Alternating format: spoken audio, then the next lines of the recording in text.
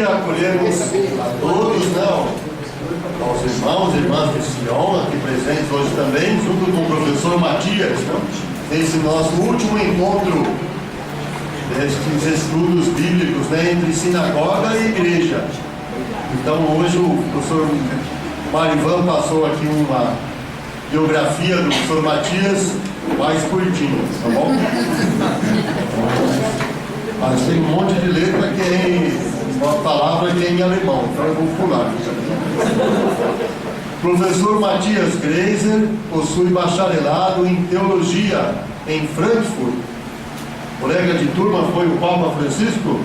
Olha aí, então estudou junto com ele em 89. Fez um mestrado em História da Pontifícia Católica de São Paulo, doutorado em Teologia, também em Frankfurt, em 95, e o seu pós-doutorado em Teologia na PUC do Rio, em 2016.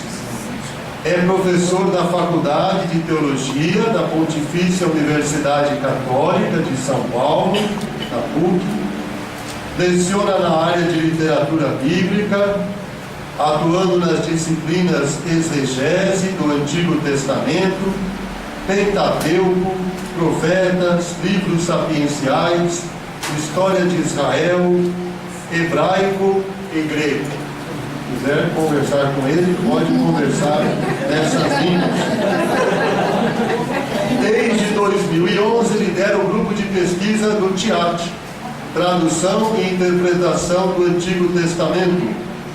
Além disso, é membro também do grupo de pesquisa LIJO, de Literatura Joanina, e entre muitas outras, um homem da Bíblia, um homem da palavra, um homem de palavra e um homem que ama o povo, Então, por isso que também hoje, com muita alegria, nós o acolhemos. Também a Comissão do Diálogo Cristão-Judaico, Católico-Judaico, o convidou também para no dia 4 de novembro, junto com o professor José Amarante, da Sinagoga Shalom, conversar, nos ajudar um pouquinho com esse tema, Amarás o Estrangeiro. Ele aceitou com muita boa vontade, a gente agradece já de antemão. Na hebraica, o Hungria número 1000, então é preciso fazer a inscrição, não é, irmã Cristiane, também, casa da reconciliação.com.br, tá bom? Se puder fazer a inscrição, ajuda também ao grupo se organizar. E no dia seguinte, no Colégio de São Luís, a parte prática, estão convidados, tá bom? Então, seja muito bem-vindo. E estamos curiosos em aprender um pouco mais sobre as narrativas bíblicas da fé de Israel. Bem-vindo, professor. Bom dia a todos e todas. Muito obrigado pela apresentação ao colega Fernando. Cumprimento a todos e todas cordialmente. Muito me alegro por poder estar aqui pela primeira vez nesta casa, nesse centro cristão de estudos judaicos. Muitas vezes já passei pela frente aqui, mas nunca disse um dia eu vou querer entrar lá. Hoje, graças a Deus, posso estar aqui. Então, vejo alguns rostos bastante conhecidos, Padre Donizete, vários alunos, alunas nossas da pós-graduação, mas também muitos que eu vejo pela primeira vez.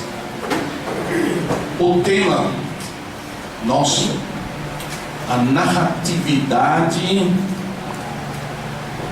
da fé do Antigo Israel, a narratividade também com isso dos textos bíblicos da fé bíblica.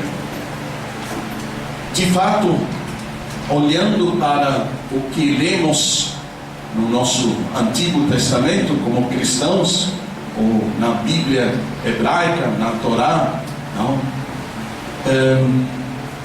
o gênero literário mais presente é aquele das narrativas.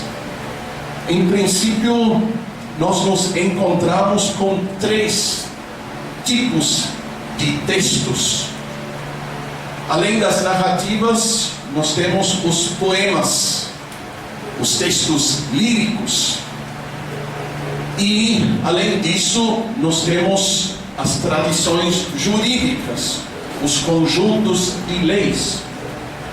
Mas sim, lendo a Bíblia, você se encontra então com narrativas, poemas e conjuntos de leis. Ao meu ver, estes são os três grandes gêneros literários com os quais a literatura bíblica trabalha. Olhando mais especificamente para a primeira parte do Antigo Testamento, ou da Bíblia hebraica, o nosso Pentateuco, os 187 capítulos que formam o Pentateuco, nos seus 5 livros, praticamente a metade de que encontramos ali é formada por narrativas. Conta-se uma grande história. A outra metade formada pelas leis mosaicas, os mandamentos de Deus. E alguns poucos poemas, como o canto de Moisés, o canto de Miriam, alguns pequenos poemas. Pensando em narrativas, em narratividade, o que é uma narrativa? Bom, os nossos alunos na pós-graduação que analisam textos bíblicos, rapidamente iriam dizer: 5 elementos constitutivos não se fazem presentes para se ter uma narrativa. Quais são estes 5 elementos? Numa narrativa você vai se encontrar com personagens.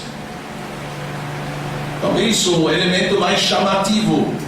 A narrativa vai te apresentar personagens e de repente você vai simpatizar com um personagem, com outro não.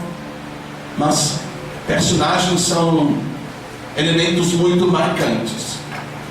Segunda coisa, você vai ver um determinado ambiente, um espaço geográfico.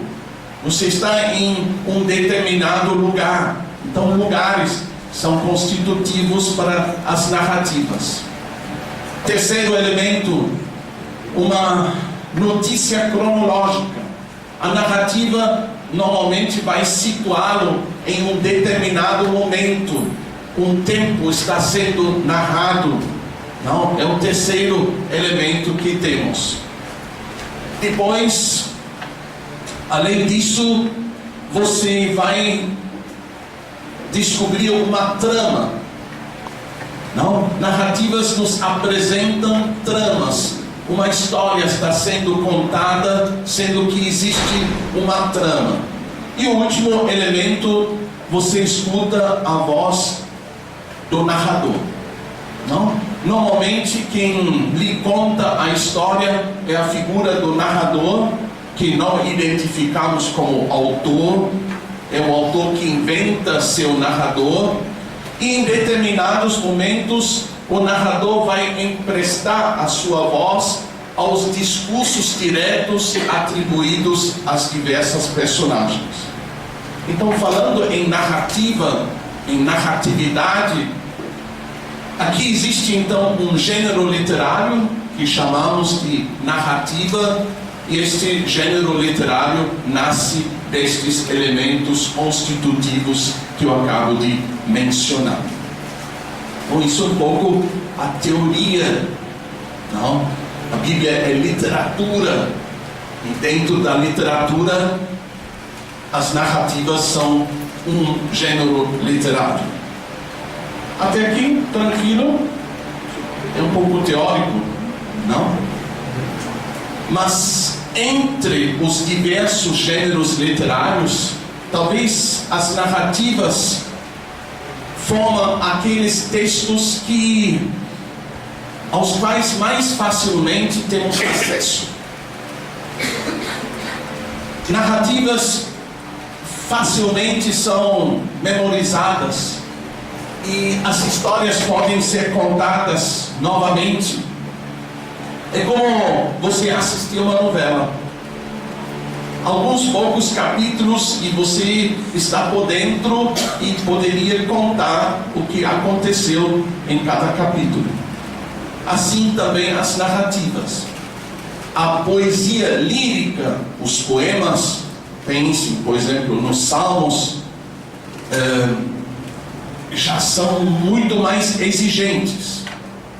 E também os conjuntos de leis, as tradições jurídicas, são também mais exigentes, ao meu ver, do que as narrativas.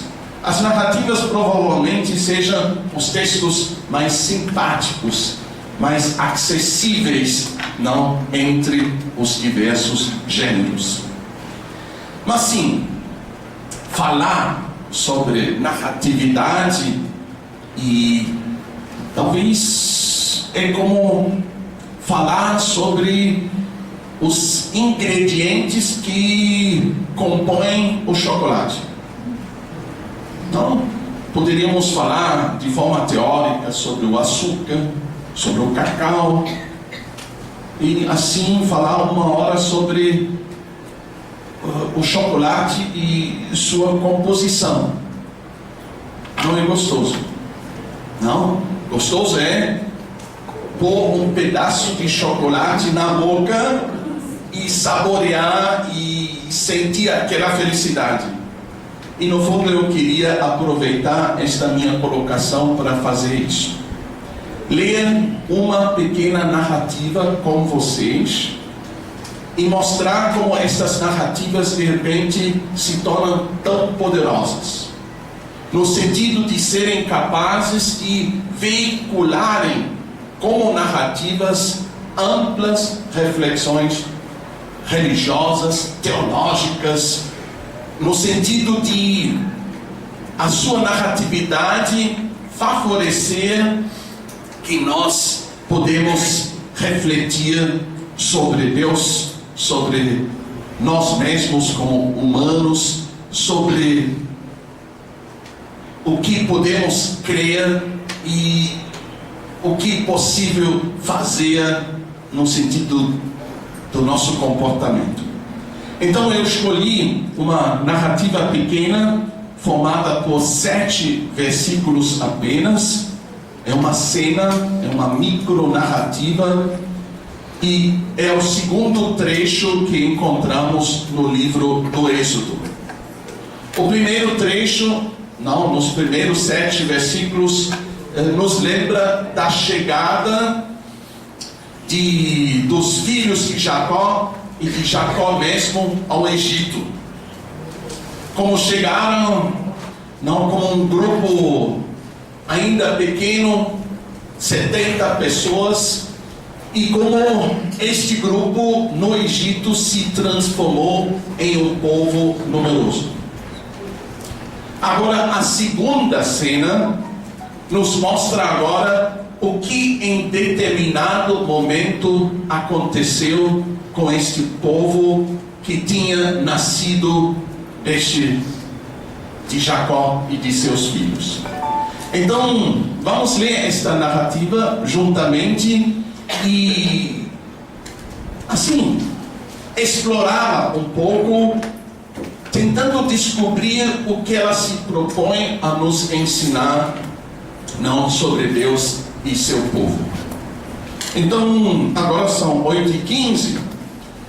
Me falaram que até meia-noite não teria problema nenhum. Mas talvez vocês possam me dar uns 40 minutos, ou máximo até as 9 horas, para depois termos um bom espaço para um diálogo, mas a partir disso. Fernando. O texto bíblico traduzido do hebraico está sempre em cima, assim podemos lê-lo e descobrir o que aqui está sendo pensado. Narra-se a partir do versículo 8 o seguinte: ergueu-se um novo rei sobre o Egito.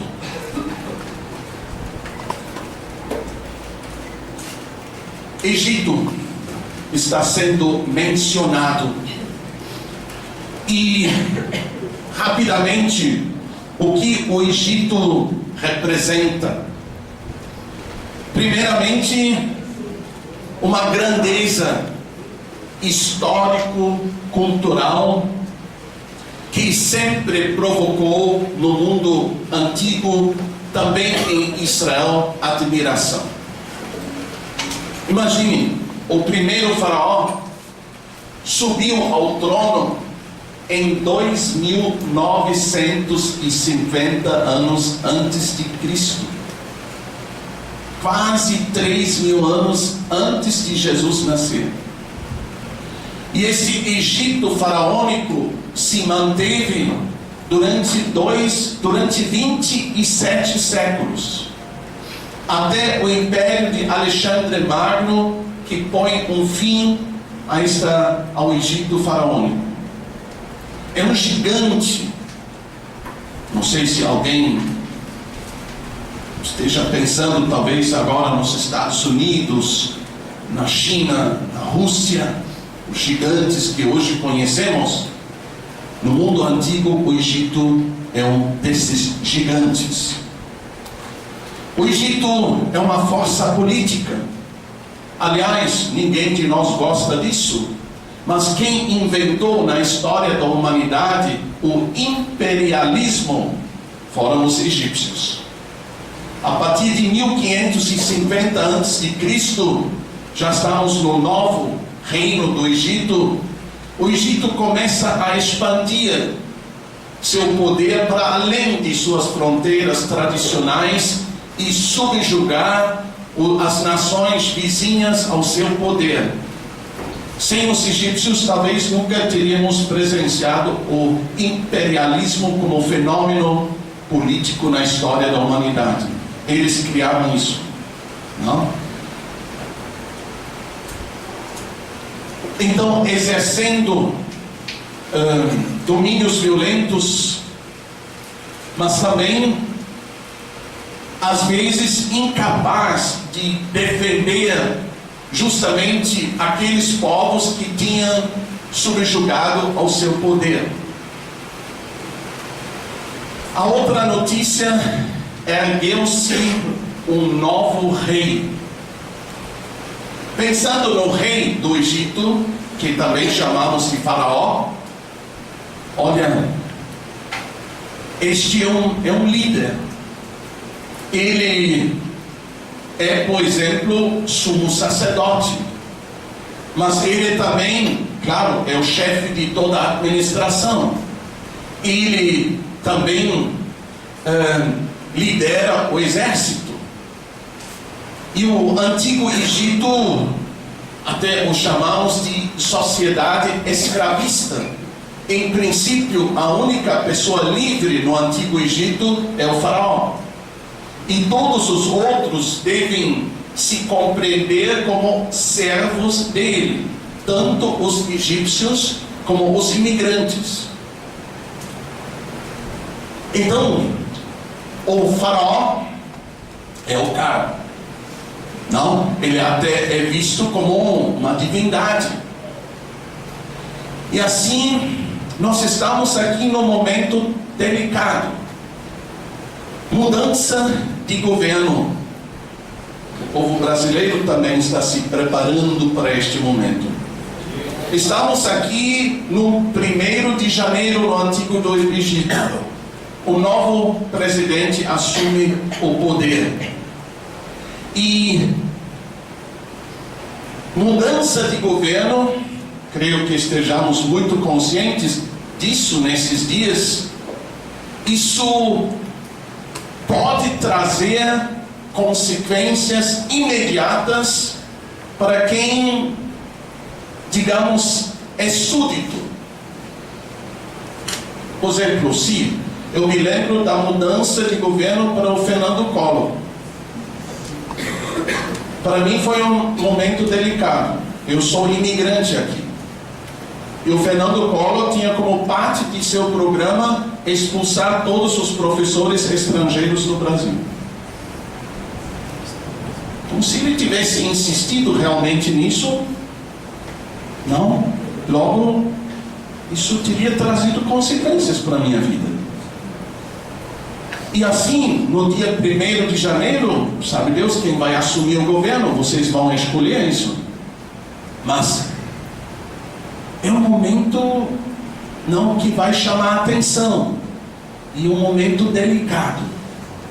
E assim, este momento presenciamos aqui, um momento assim está sendo narrado aqui. Fernando,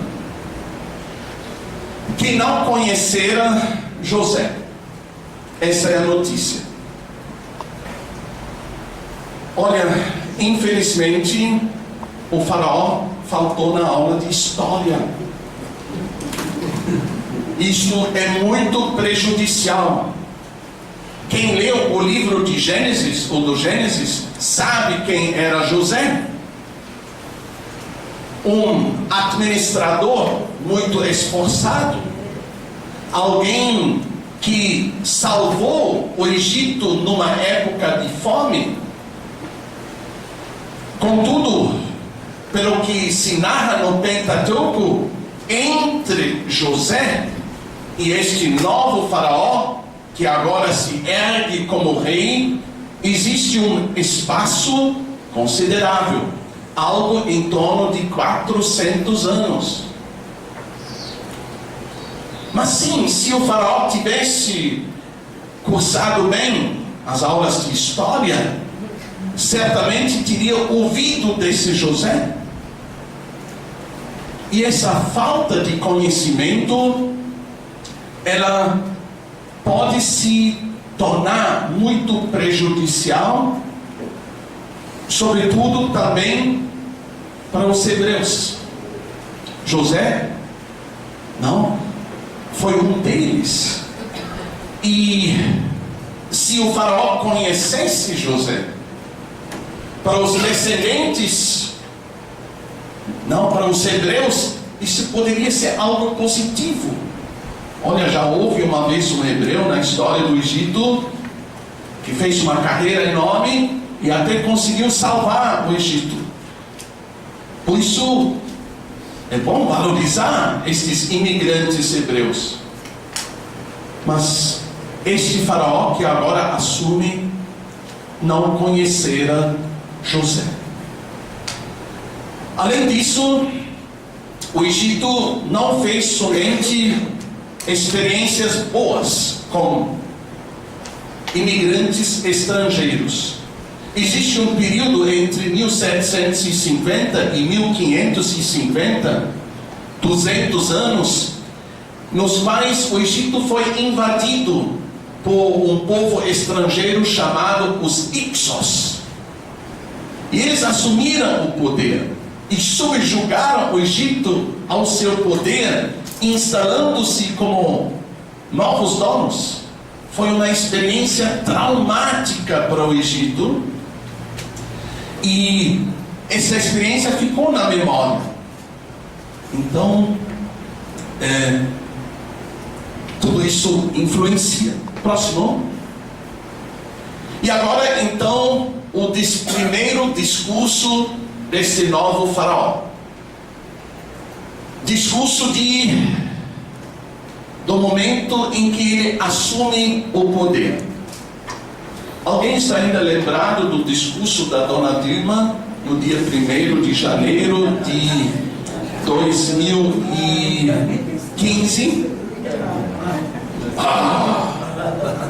Onde estiveram? Dia 1º de janeiro ninguém trabalha, todo mundo podia ter escutado. Qual foi o lema do discurso? Pátria educadora. É disso que ela falou. Nós estamos num momento assim. Agora, um discurso programático de quem assume o poder. Isso está sendo narrado. E pela primeira vez nessa pequena narrativa, o narrador então empresta sua voz ao personagem do faraó. Agora, não, ele vai falar. E vamos escutar então o discurso de um político. Vocês estão amando esses discursos dos políticos, não estão? É um discurso saboroso que temos que analisar um pouco. Não? Vejam o que o faraó diz. Eis que o povo dos filhos de Israel se tornou ou é numeroso. Olha, é muito interessante. O faraó com isso confirma o que tinha sido narrado na cena anterior. Aqueles filhos de Jacó que chegaram com suas famílias, que eram 70 pessoas, se tornaram um povo numeroso. O faraó, no início de seu discurso, reconhece isso. Mas ainda, pela primeira vez que alguém na Bíblia, no Pentateuco, vê os israelitas como povo, é aqui. O povo dos filhos de Israel. É o faraó que reconhece esses descendentes de Israel, de Jacó, como povo. Interessante isso. Mas ainda, é o faraó que reconhece que a antiga promessa feita a Abraão está se cumprindo. Já foi dito a Abraão que ele teria uma descendência numerosa.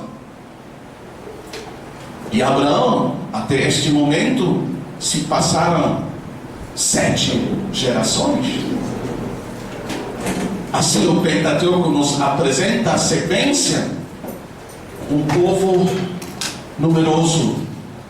Talvez sem querer, mas de forma indireta, é o próprio faraó que nos lembra, através de seu discurso, do mistério que acompanha Israel. Um povo abençoado, porque no mundo antigo, e ainda essa é a experiência de Israel hoje, somente sobrevive quando se torna numeroso. Não? É absolutamente necessário. Como continua o discurso do nosso faraó? E é mais forte do que nós. Olha, político falando. E mais ainda, promovendo um discurso programático, muito tem que desconfiar. Não? Será que realmente existia um desequilíbrio populacional entre estes filhos de Israel? Por mais que tenham se tornado numerosos, e este povo tão grande do Egito, os filhos de Israel, por acaso, historicamente, na realidade, pudessem em algum momento ser mais fortes do que o Egito? Essa análise que o faraó apresenta aqui, ela condiz com a realidade?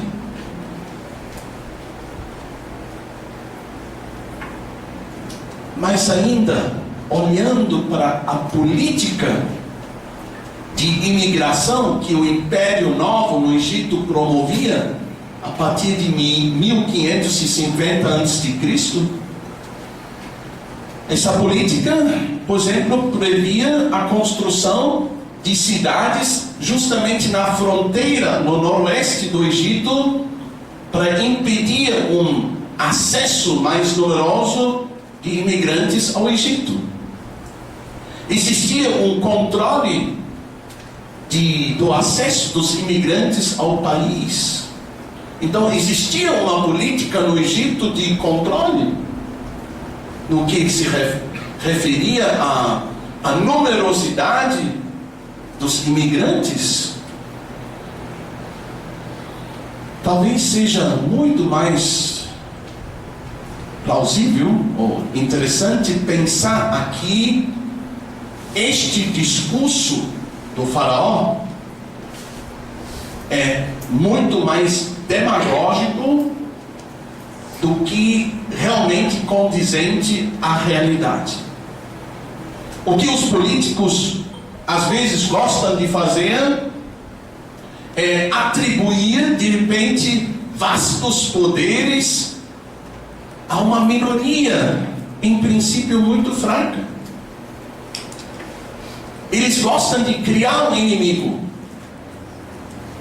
por mais que tal inimigo jamais teria força para ameaçar alguém, mas é importante existir um inimigo assim. E assim o faraó então começa a insistir numa oposição conflitante entre dois grupos. Os supostamente mais fortes, não, os filhos de Israel, e os egípcios, onde o faraó diz: somos nós, é nós, como falamos em bom português, é nós. Eles e nós. Fazia séculos, se seguimos a proposta cronológica do Pentateuco, estes israelitas já estavam no Egito fazia mais do que 400 anos. Não? Eram moradores da terra. Nunca fizeram guerra contra o Egito. De repente são vistos como perigosos. Realmente seriam perigosos. Parece que o faraó simplesmente opta pela xenofobia aqui. Não, é um discurso político, demagógico, não, mas não verdadeiro. E assim ele anuncia sua proposta. Eia, mostremos-nos sábios com ele, com este povo dos filhos de Israel, para que não seja numeroso. Bom, só lembrando, qualquer fala do faraó é uma ordem. Ele não quer discutir nada. Quando ele fala assim, ele já dá uma ordem. E ele manifesta então sua decisão, seu desejo de impedir o crescimento deste povo dos filhos de Israel. Agora, será que isso faça sentido? Aqui uma segunda lição. A primeira foi: cuidado com o que os políticos dizem. A segunda lição: o que dizem não faz sentido. A Bíblia nos mostra e nos ensina em muitas narrativas que os políticos, em princípio, são estúpidos. Como que pensam, como que decidem. O Egito deveria ter um interesse grande na numerosidade dos israelitas. Eram imigrantes subjugados ao seu poder. Imagina o Egito com todos os seus projetos de construção. O que mais precisava era mão de obra. Quanto mais numerosos os imigrantes, melhor seria. Para que impedir a numerosidade dos que chegaram como imigrantes ao Egito? A Alemanha hoje em dia já captou isso. De repente chegaram 2 milhões de imigrantes, batendo na porta em poucos meses. Isso significa um crescimento econômico fantástico. Por mais que custe no início, a integração tem preço. Mas em poucos meses, em poucos anos, isso seria um fator econômico muito interessante. Bom que chegaram, bom que estão lá. Mas isso daí já tem que pensar. Não é isso que o faraó pensa. Então o que ele fala aqui, em princípio, economicamente contraprodutivo. Não faz sentido. Mas, quer dizer, o que ele fala não ganha lógica, e isso muitas vezes acontece com os políticos. O que eles pensam, o que eles falam, não ganha lógica. Não faz, muitas vezes não faz sentido. E assim surge uma oposição. José foi apresentado no livro do Gênesis como um administrador sábio. A sabedoria de José salvou o Egito. Mas agora o faraó nos apresenta uma sabedoria devastadora.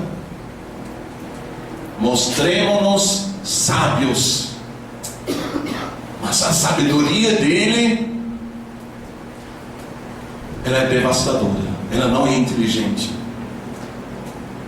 É uma sabedoria que não é sábia. Não surge este contraste. E assim, político fala muito, não? Discurso longo. Eles falam e falam e falam. Também o faraó. Caso, pois, suceder uma guerra a nós, também ele, este povo dos filhos de Israel, será acrescentado aos que nos odeiam, guerreará contra nós e subirá da terra. Olha o cenário no qual o governante insiste aqui. Ele cria esta ideia de um conflito dramático. De um lado, nós, por 3 vezes ele diz nós, o novo rei e seu povo, e no outro lado, ele, este povo dos filhos de Israel, que ele associa aos que cultivam ódio pelo Egito. Não? Então surge este contraste. Agora é interessante, o primeiro a vislumbrar aqui que os israelitas poderiam sair do Egito. Não? A questão do êxodo. O primeiro a falar sobre isso no livro do Êxodo é o faraó. Interessante também esse pormenor. Mas o faraó agora então abandona por completo a tentativa de balancear interesses diversos, o que seria sua tarefa como governador. Não, ele não está mais interessado em como manter, por exemplo, a economia saudável.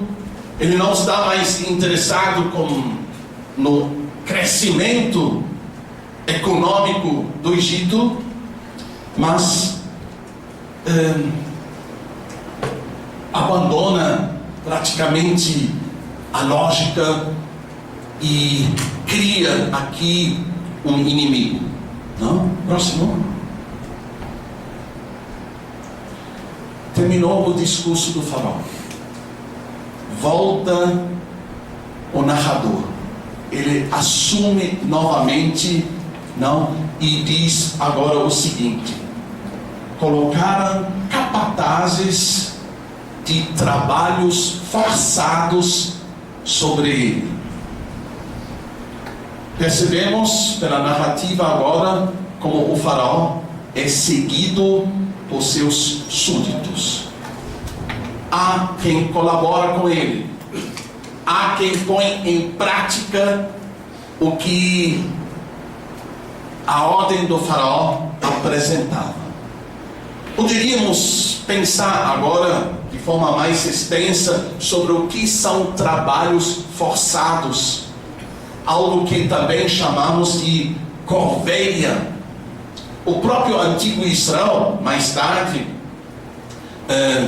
trabalhou com este instrumento de trabalhos forçados, de corveia. Até existiam ministros de trabalho, chefes da corveia, por exemplo, na monarquia do antigo Israel. Mas pulando, próximo. Que tipo de servidão? Que tipo de trabalho forçado? Qual é o objetivo? Colocaram, então, esses trabalhos a fim de oprimir este povo dos filhos de Israel com as suas cargas. E assim, de novo, poderíamos estudar agora o que são cargas.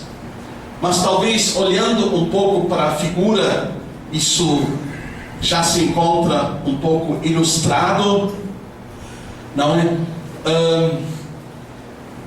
Aqui está a figura bíblica mais importante. Esse homem que aqui aparece, ele se chama em hebraico Ani. E o Ani, literalmente, é quem é curvado. Alguém que se curva debaixo de certas cargas. E ao se curvar, ele se experimenta como humilhado ou como oprimido. O Ani é o curvado, o humilhado, o oprimido. Pode traduzir facilmente a palavra das três formas. E mais ainda, segundo a reflexão religiosa, a humildade nasce da humilhação. Quem é humilhado, curvado, oprimido, injustiçado por outros, sabe que não se garante. Por força própria, não vai se levantar novamente. Não vai se erguer outra vez. O curvado sabe só por um milagre. Só se for Deus mesmo vai se reerguer. Esta é a humildade. Ter esta humildade no sentido de saber, eu não me garanto. Eu sou necessitado de Deus para recuperar a minha liberdade. Só libertado por Deus que eu vou ser livre novamente. Os que fizeram a experiência de humilhação chegam a esta humildade. Mas sim, só pensando mais uma vez neste termo cargas, como ele nos acompanha no livro do Êxodo, o faraó impõe estas cargas. Moisés, por sua vez, observa as cargas de seus irmãos, e sobre o Senhor Deus se fala que ele se propõe a fazer os oprimidos de sob as cargas dos egípcios. Existem cargas. Um as impõe, o outro é capaz de ver o que acontece, e Deus se propõe a libertar a nuca de quem debaixo da carga, não de quem carrega. Próximo. E continua então a narrativa. E construiu o povo dos filhos de Israel cidades, armazéns para o faraó, Pitom e Ramsés. E agora a narrativa nos apresenta 2 locais. E graças a esses 2 nomes, nós temos alguma chance de nós nos situarmos na história do Antigo Egito. Porque, infelizmente, em nenhum momento as tradições do Êxodo nos falam o nome de um dos faraós. Seria tão bom. O faraó não ganha nome na história bíblica. Mas estão aqui Pitom e Ramsés. Agora, seria uma hora para estudar esses 2 lugares, mas aqui eu estou em Pitom. Existem 2 escavações, já vou lhes mostrar onde, no mapa, que são identificadas como a antiga Pitom. Uma se chama Tel El Mashkuta, aqui estamos em Tel El Mashkuta, 2 vezes escavada, já no final do século XIX, e mais uma vez, quase 100 anos depois, no século XX. O que se encontrou em Tel El Mashkuta? Nós temos lá monumentos do período de Ramsés II, o faraó que governou durante 66 anos. Vocês aguentaram Dona Dilma 6 anos. Imagina 66 anos no governo. É um dos que mais tempo governou o Egito faraônico, Ramsés II. Estamos no século XIII. E daí existem inscrições, existe cerâmica, tudo isso pode ser estudado. E outro lugar é Tel El Retaba, escavado no início do século XX, a uma distância de 15 quilômetros, 2 horas a pé de Tel El Mashkuta. E também este lugar fundado por Ramsés II. E daí muito poderíamos estudar, mas nós estamos aqui na região leste do rio Nilo. A partir daqui o Nilo formava antigamente 5 braços maiores para levar suas águas até o mar Mediterrâneo. Hoje o braço aqui no lado direito secou, mas Pitom está nesta região. Próxima. E outro poderíamos estudar mais ainda, né? Esta egípcia é minha esposa, né? Me acompanhou, para visitar o lugar. Em séculos posteriores, de novo, israelitas estiveram lá. Pensando no tempo de Ramsés II, estamos no século XIII. Mas no final do século 7 a.C., de novo, judaítas são levados a esta região, agora pelo faraó Neco II, que os trouxe como servos para construírem um canal naquela região, que ligasse o rio Nilo com o Mar Vermelho. E de novo, então, 700 anos depois, uma outra experiência histórica de servidão por parte de israelitas naquela mesma região. Como se a velha história se repetisse.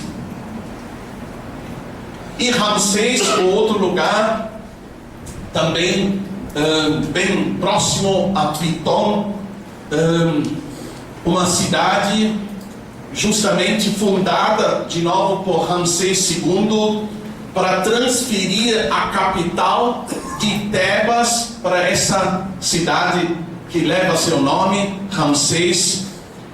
E assim, tanto Pitom como Ramsés nos remetem ao período de Ramsés II. Então, se historicamente quisermos explorar essa notícia de que os hebreus teriam construído estas cidades armazéns de Pitom e Ramsés, então este momento da servidão se deu no século XIII. no período de Ramsés II. Então, indiretamente, aqui existe alguma chance de localizarmos o evento. No entanto, e já estamos chegando mais ao fim dessa narrativa,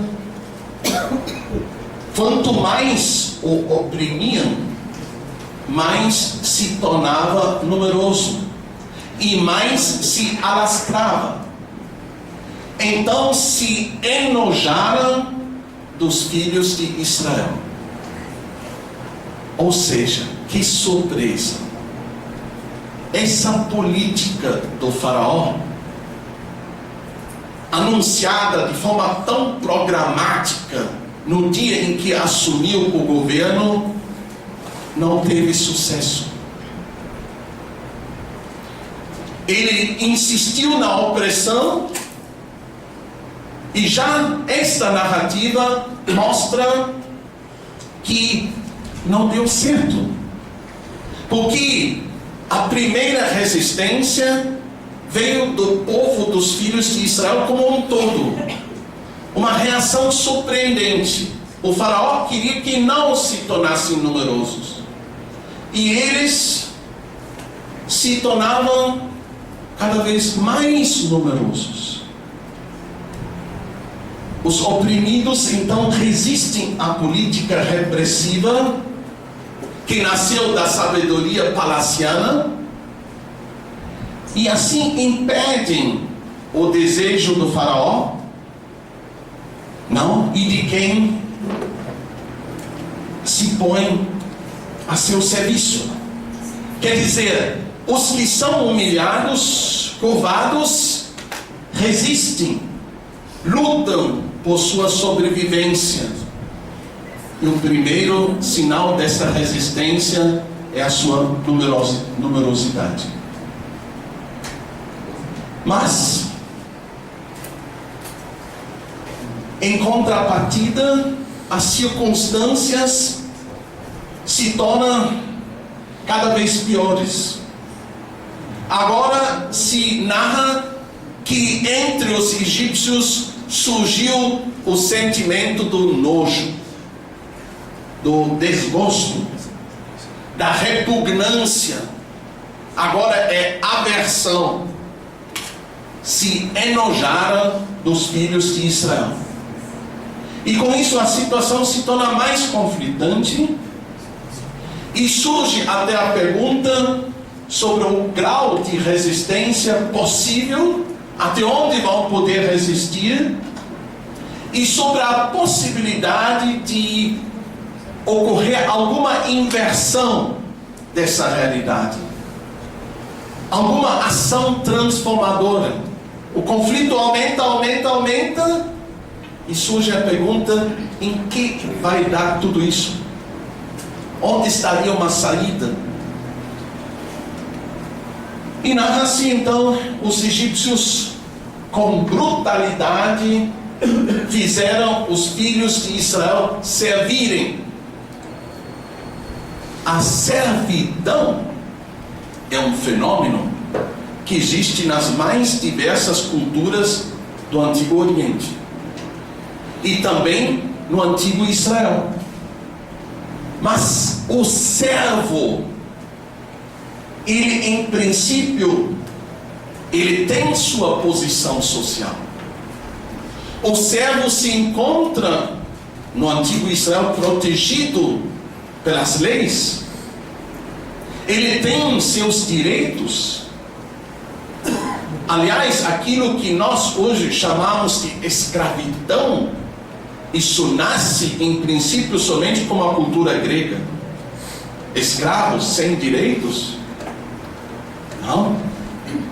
Não era assim. Mas ainda quem lê atentamente as leis mosaicas sabe que o legislador israelita proíbe a brutalidade em relação ao servo como algo que contradiria o temor a Deus. Mas o faraó e os egípcios fizeram os israelitas servirem com brutalidade. Isso está sendo narrado de forma extensa. Assim termina a narrativa. Amarguraram suas vidas com a servidão dura, com argila e tijolos, com toda a servidão no campo. Houve toda a servidão deles, pois por causa da brutalidade serviram entre eles. Vejam a repetição: servidão, servidão, servidão, brutalidade, brutalidade, serviram. Não? Algumas imagens que eu realizei ou fiz no museu lá em Nova York.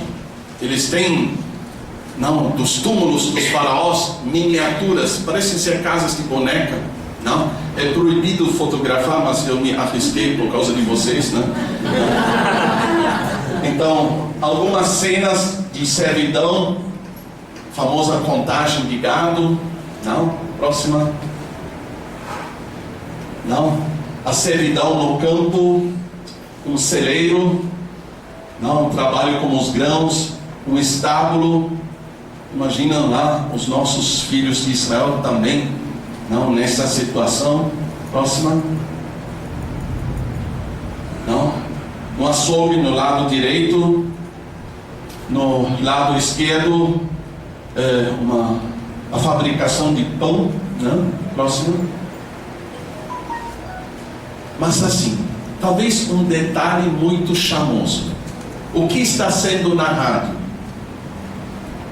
Os filhos de Israel também foram obrigados a fabricarem tijolos com argila.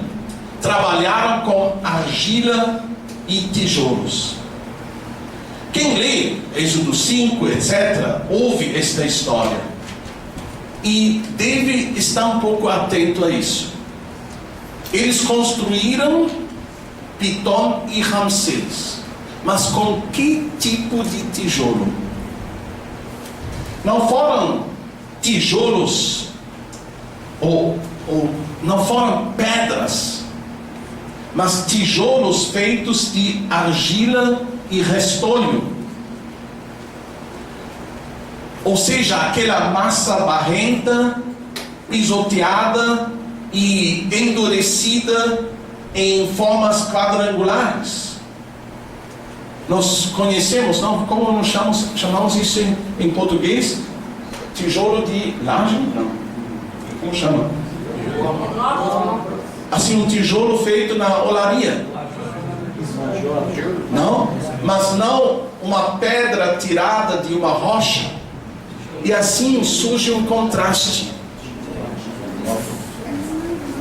Estes tijolos feitos de argila se tornam uma imagem para algo que é transitório, para algo que é uma obra humana, para algo que em princípio é condenado ao fracasso, ao desmoronamento. Difícil, pois dizem que só em alemão tem palavra comprida, né? Em português também, desmoronamento.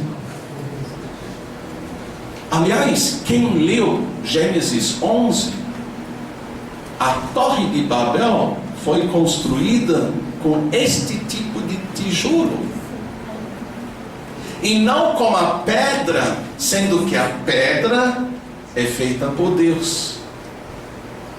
O tijolo de argila é feita pelo humano, pelo homem.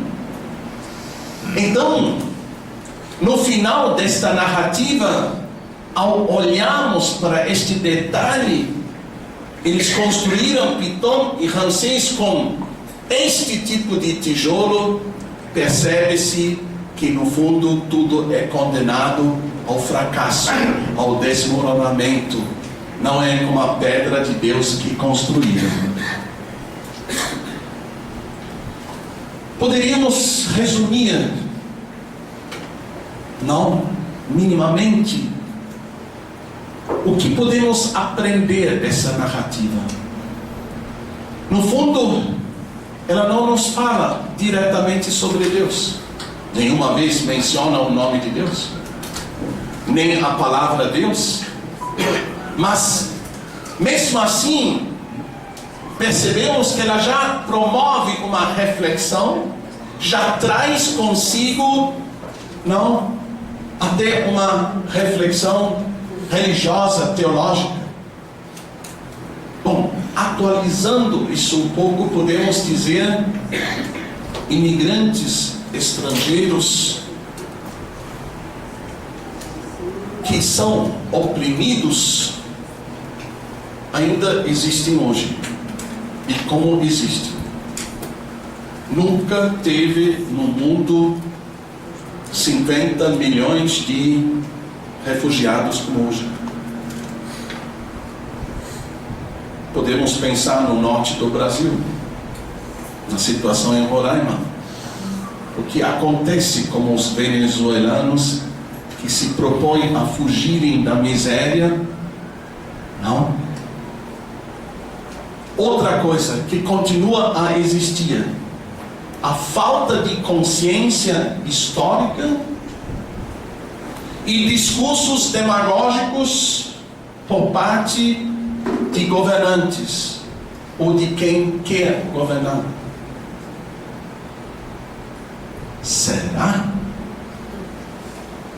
que nós já nos esquecemos do que se viveu aqui nestas terras entre 64 e 85? A gente já esqueceu.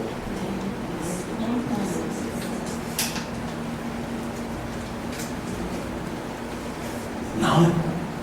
Existe esta falta de consciência histórica. Estamos bem lembrados. Eu cheguei ao Brasil naquela fase em que se lutava pela redemocratização do país, pelas diretas já.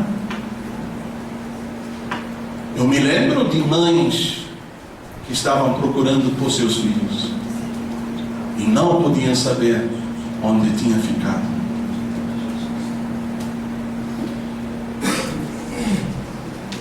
O que está sendo narrado aqui, o faraó não sabia quem era José. Falta de consciência histórica, não? E de repente um discurso tão demagógico. Outra coisa que esta pequena narrativa transmite: a numerosidade e a força dos pobres, que de repente não são bem-vindas, mas pelo contrário provocam nojo. Também essa narrativa nos fala sobre a servidão e a corveia, de repente impostas com brutalidade, não uma realidade tão distante. Mas também esta narrativa parece querer transmitir a seguinte reflexão: o opressor não vai conseguir impor-se, não de forma definitiva. A vontade dele não irá prevalecer, por dois motivos: por causa da resistência dos que são oprimidos por ele, eles se tornam resistentes, e por causa de o opressor não construía com as pedras feitas de Deus, mas com tijolos feitos com argila pelo homem. Se você realmente quiser ganhar, não, realmente uma presença mais definitiva na história, você tem que construir como as pedras feitas por Deus. Não? Muito bom. Prometi que não fosse muito mais do que 45 minutos. se vocês quiserem ter acesso a este estudo em forma de... sumiu. Basta acessar um periódico científico que se chama Horizonte. Coloca no Google, Horizonte é a revista, o periódico científico da PUC em Belo Horizonte, um dos periódicos bons que temos. E daí, não, este estudo como artigo está online, chama O Fracasso da Política de Opressão Violenta. Não dá para acessar lá. Obrigado.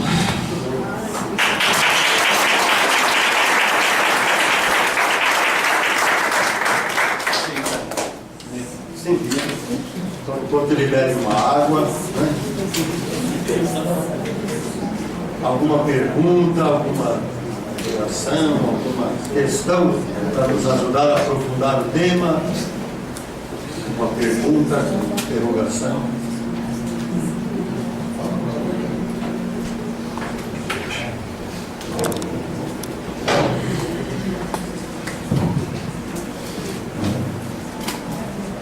Boa noite, professor.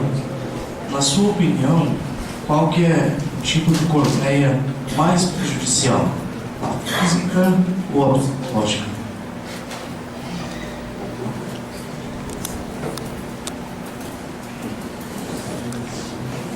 Eu não iria separar facilmente entre tais corveias. Facilmente uma nasce da outra, não? Por exemplo, quem quem sofre violências físicas, isso mexe também com a mente da pessoa, não? Com aquilo que ela pensa, com a psique da pessoa. Então, eu não criaria aqui dualismos, mas iria contemplar o humano como uma realidade que integra estas dimensões, não? Que às vezes na teoria separamos, mas que na verdade se dão muitas vezes juntamente, não? Não? Então, a baixa estima é o resultado de muitas realidades que as quais a pessoa de repente foi forçada, né? Mas não iria separar tanto, não. Cuidado com a separação nesse sentido.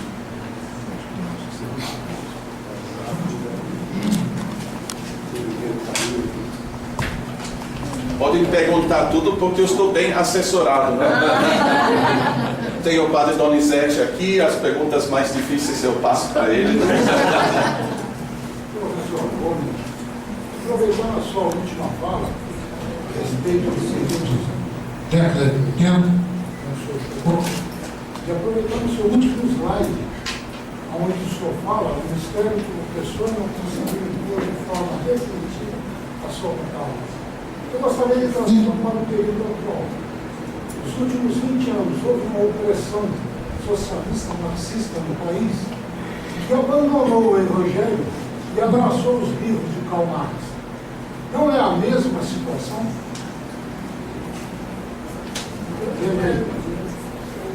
As pedras estão no Evangelho, o barro e a argila, o marxismo.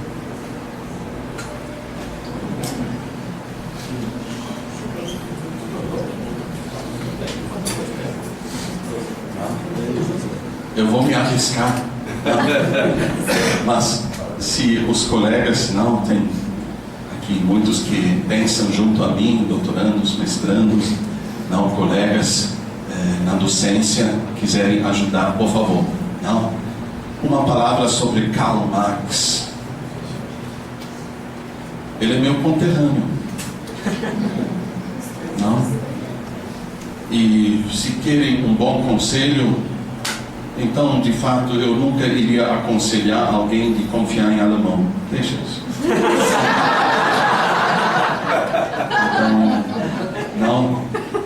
Esses filósofos alemães, não, eu não sei se a gente realmente precisa tanto estudá-los, lê-los e aproveitá-los. Não? Essa é uma coisa.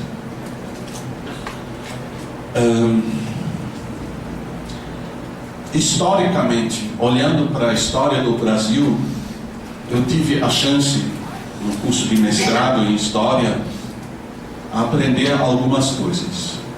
E somente em um minuto vou lhes dizer qual é o brasileiro que eu mais cheguei a admirar. Não? Chico Mendes. Não? Eu fiz uma dissertação de mestrado, ela está online na biblioteca digital da PUC, sobre Chico Mendes como vereador chapuriense. Durante 6 anos, 77 a 82, ele agiu lá. Ele pertence ao período que o Senhor mencionou. Aliás, em 1980, esteve nessa cidade, numa casa que pertence à congregação do Sião, não, no Colégio do Sião, naquele salão, em 1980, é um dos fundadores do PT. Olhando para a formação que Chico Mendes recebeu, ele nunca leu um escrito de Karl Marx, este acreano, homem da selva. E a formação que ele recebeu foi a formação que está ocorrendo aqui. A formação dele foi a formação nos salões paroquiais. Lá aprendeu, junto à palavra de Deus, que existe uma opção em Deus.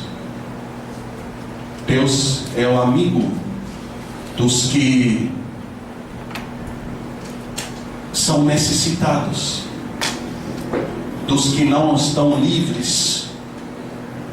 Deus se propõe a devolver-lhes a sua liberdade. Aqui existiu um movimento popular que depois resultou em formação de sindicatos, de novos partidos religiosos, um período muito difícil e delicado, mas isso tudo não nasceu na prática de uma filosofia alemã, o marxismo, mas muito diretamente da reflexão sobre a Bíblia, a palavra de Deus. Não? Eu sei que, digamos, onde nasceu a maior dificuldade, eu nem tenho direito de julgar isso. Mas eu cheguei a conhecer este momento em que, por exemplo, na Diocese de Rio Branco, capital do Acre, onde está Chico Mendes, existiam nos anos 70 e 80 1.200 comunidades eclesiais de base. Hoje, nesta mesma arquidiocese, não existe mais uma só comunidade eclesial de base. E onde a coisa se tornou um pouco mais problemática, aqui eu iria dar razão ao Senhor. Em certos momentos, em algumas comunidades, se correu o seguinte risco: o Evangelho, a Bíblia, substituído por outra coisa. Isso não depende pelo programa de um partido político. Nós temos que ser capazes de aprendermos de nossos erros históricos. Não? Mas eu só iria aconselhar de termos um certo cuidado entre aqueles que facilmente chamamos de marxistas, e talvez os condenemos.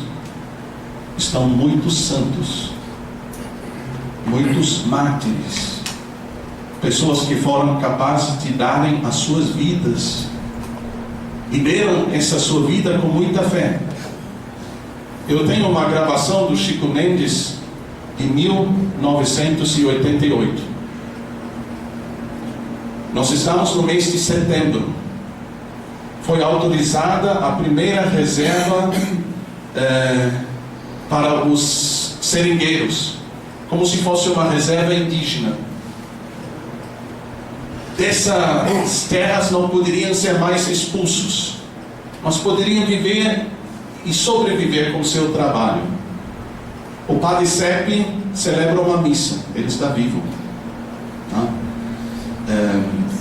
Chico Mendes está ao seu lado.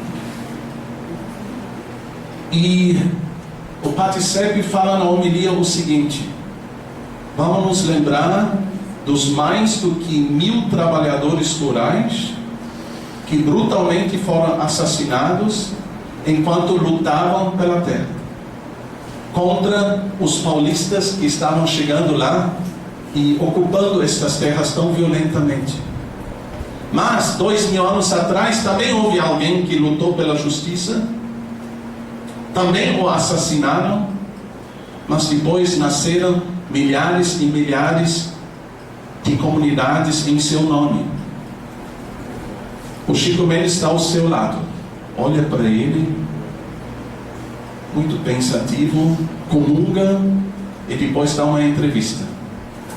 E ele diz, nesta entrevista, em setembro de 88, agora eles ficaram com muita raiva de mim. Eles vão me matar antes de Natal. E ele está com um filho de 3 anos no braço e com uma esposa ao lado. Conversei com a esposa. Quando eu vi isso pela primeira vez, eu disse: cafajeste. Cafajeste. Você tinha convite dos Estados Unidos, convite da Universidade Federal do Rio de Janeiro, convite da USP de São Paulo para lecionar. Você já era visto como o maior ambientalista do mundo, e você não pega sua esposa e seu filho e vai embora. Ele diz: eu não posso abandonar o meu povo sofrido. Porque ele ouviu a homilia do padre, ele comungou.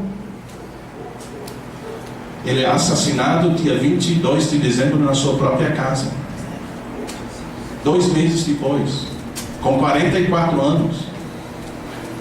Este e muitos outros são santos. Se nós quisermos chegar no céu, vamos depender desses mártires que lá estão. Não existe coisa maior do que alguém dar sua vida pelos irmãos. Ele não precisa ser canonizado. Ele é santo pelo que fez. Não existe coisa maior. Então, sobre o marxismo, eu vi o marxismo. Eu cresci no socialismo real. Eu sei o que é isso. Isso vamos esquecer. Chico Mendes nunca vamos esquecer. Onde alguém se torna opressivo, isso não tem futuro. Mas onde alguém se torna resistente a isso, isso é para a eternidade. Então, domingo passado tivemos a canonização de Dom Oscar Romero. Ainda hoje existem bispos que dizem: era um marxista, queria impedir a canonização dele. Agora ele é santo. Nós temos que estudar sempre mais a história e ver, não? E certas categorias, não? Bom, vou finalizar com isso. Se você for da esquerda, aqui tem um padre, tem outros padres, vai e se confesse e diga que você é um pecador. Se você for da direita, se confesse 2 vezes. é pecado. Basta lembrar o primeiro capítulo no livro de Josué. O que Deus diz a Josué: não se desvie em nada, nem para a esquerda, nem para a direita. Assim que o povo, quando atravessou o mar, tinha ao seu lado esquerdo as águas como um muro, e ao seu lado direito as águas como um muro, e caminhava retamente rumo à terra prometida, guiado por seu Deus. A nossa tarefa religiosamente é ficarmos absolutamente centrados no nosso Deus, na sua palavra, sem nunca nos desviarmos, seja para a esquerda, seja para a direita. Isso é pecado. Nós já temos um governante, não? Que reconhecemos como o Rei do Universo. Agora, reavaliar tudo usando essa palavra de Deus. Olha, eu tenho certeza de que nem a esquerda nem a direita vai fazer o maior bem ao Brasil. O Brasil está necessitado de Deus. E por favor, estudem muita teologia para descobrir isso cada vez mais. Isso lhes desejo.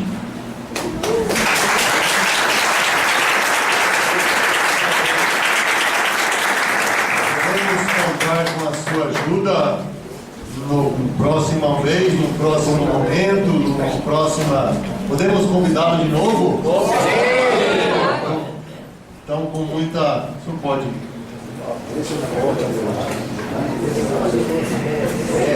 Nós queremos agradecer mesmo a presença de todos que vieram de Santos, vieram de Mauá, vieram de outras locais.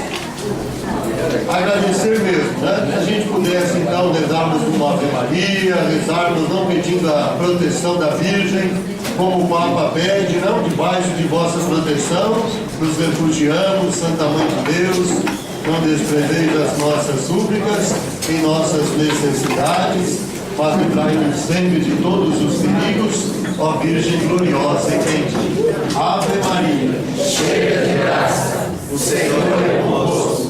Bendita sois vós entre as mulheres, e bendito é o fruto do vosso ventre, Jesus.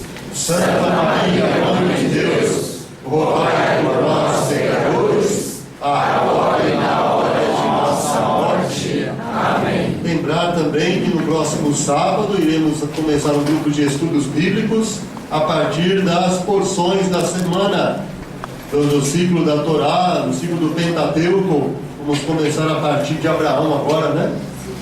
Sai da tua terra e vai para a terra que eu vou lhe indicar, né? Então quem desejar às 8 horas da manhã, das 8 às 9. E depois continuam os cursos aqui no centro, tá bom? Com oportunidade. O Senhor esteja convosco. O Senhor nos abençoe e nos guarde, Ele que é Pai, Filho e Espírito Santo. Amém. Obrigado pela presença, fiquemos em paz e até uma próxima. Espero também com o professor Matias. Obrigado.